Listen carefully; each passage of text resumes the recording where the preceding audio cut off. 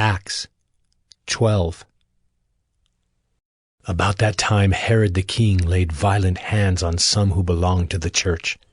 He killed James the brother of John with the sword, and when he saw that it pleased the Jews, he proceeded to arrest Peter also. This was during the days of unleavened bread. And when he had seized him, he put him in prison, delivering him over to 4 squads of soldiers to guard him, intending after the Passover to bring him out to the people. So Peter was kept in prison, but earnest prayer for him was made to God by the church. Now when Herod was about to bring him out, on that very night, Peter was sleeping between 2 soldiers, bound with 2 chains, and sentries before the door were guarding the prison. And behold, an angel of the Lord stood next to him, and a light shone in the cell. He struck Peter on the side and woke him, saying, "Get up, quickly." And the chains fell off his hands. And the angel said to him, "Dress yourself and put on your sandals." And he did so. And he said to him, "Wrap your cloak around you and follow me." And he went out and followed him. He did not know that what was being done by the angel was real, but thought he was seeing a vision. When they had passed the first and the second guard, they came to the iron gate leading into the city. It opened for them of its own accord, and they went out and went along one street, and immediately the angel left him.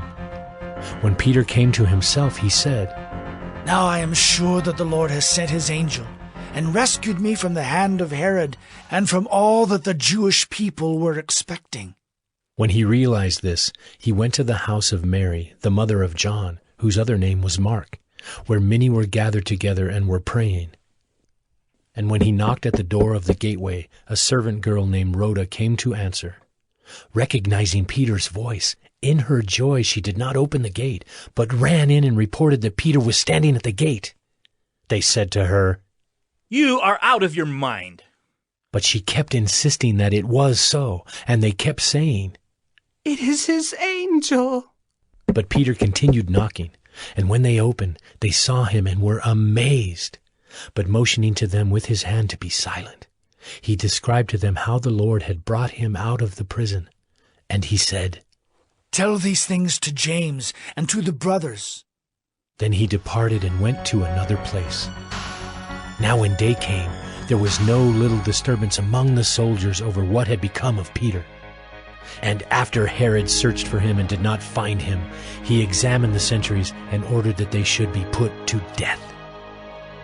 Then he went down from Judea to Caesarea and spent time there. Now Herod was angry with the people of Tyre and Sidon, and they came to him with one accord.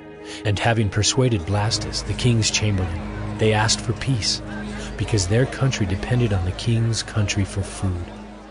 On an appointed day, Herod put on his royal robes, took his seat upon the throne, and delivered an oration to them. And the people were shouting, "The voice of a god, and not of a man!" Immediately an angel of the Lord struck him down, because he did not give God the glory, and he was eaten by worms and breathed his last. But the word of God increased and multiplied. And Barnabas and Saul returned from Jerusalem when they had completed their service, bringing with them John, whose other name was Mark.